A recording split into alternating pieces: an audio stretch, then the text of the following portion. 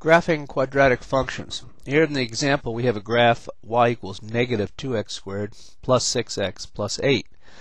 The first thing we want to do when we graph a quadratic function is find the vertex, and we're going to complete the square on these two terms.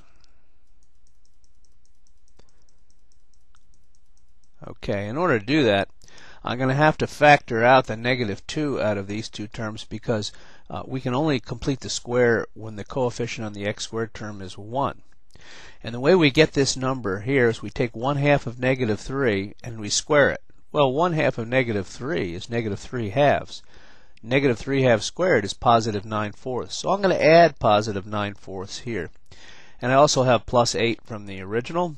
And I also have to subtract something. If I arbitrarily add something, I have to subtract something over here. And I have to be careful because what I'm really adding to this side of the equation is not 9/4, but negative 2 times 9/4, which gives me a negative 9/2. So I have to subtract off negative 9/2 because I'm adding it here.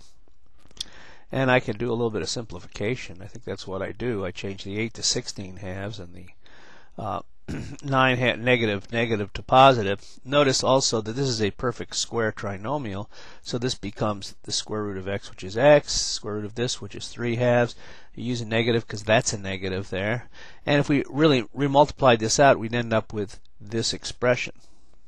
The reason we do that, of course, is that's why we do it. That's why we do complete the square, to get this squared binomial here. So it looks like we got everything together here. I have to add those two fractions, and I guess that's about it. And then when I do that, here's what I get. Now it's pretty clear what the vertex is. We move in the opposite direction to the sign here, so the x value is positive 3/2, and the y value is 25/2, or 12.5, right? So our vertex is right here. Also, I put it up on the graph here. 1.5 and 12.5. I've changed the mixed numbers because they're easier to graph, right? This is positive 1.5, 3/2, and the other one is 12.5.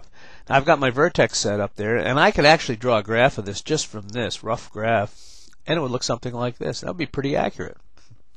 I know the graph is upside down. Why do I know that, by the way? If I go back to my original and look at it, it's because it has a negative in front. It's going to be a U shape, and it has a negative in front, so it's going to be an upside down U. Okay.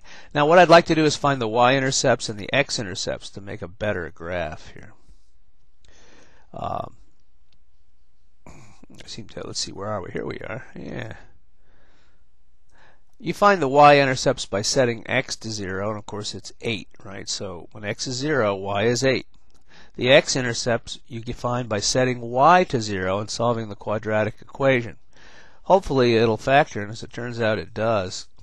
And then we set each factor to 0, and we get x equals negative 1 and 4. In other words, here we have factored this expression, and then we set each factor to 0 to find the roots, which are also the x-intercepts.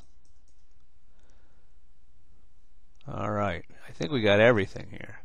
Well, we've got our vertex, we've got our y-intercept, and we've got our x-intercepts, and when we put it all in the graph, it looks like this. We have a really nice graph of y equals negative 2x squared plus 6x plus 8.